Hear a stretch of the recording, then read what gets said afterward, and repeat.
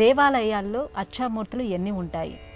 ప్రధాన ఆలయంలో ఒక మూర్తిని మనం చూస్తూ ఉంటాం, అలాగే ఉత్సవాలలో మరో మూర్తిని ఊరేగిస్తూ ఉంటారు. ఎలా, ఎందుకని?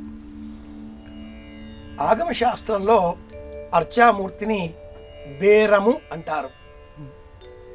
అర్చామూర్తిని అర్చించే సమయంలో ప్రధాన గర్భాలయంలో స్థిర ప్రతిష్ఠ, స్థిరమూర్తి ధ్రువంగా ఉంటుంది, కదలకుండా ఉంటుంది. కాబట్టి ధ్రువ బేరము స్థిరంగా ఉండేటటువంటిది. సమస్త ఉపచారాలు ఆ ధ్రువ బేరానికే మనం చేస్తూ ఉంటాం.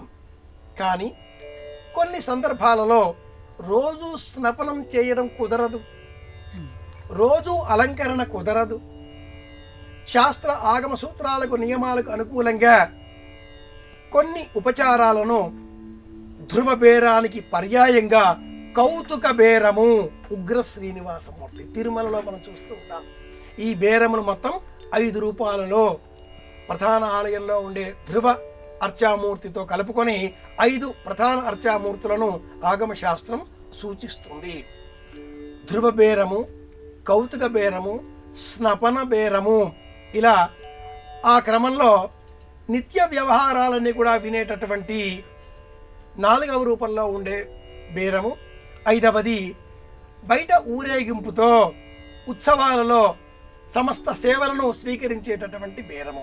వెరసి 5 రూపాలలో పంచబేరమూర్తులుగా ఆగమశాస్త్రం ఈ అర్చామూర్తులను సూచిస్తుంది.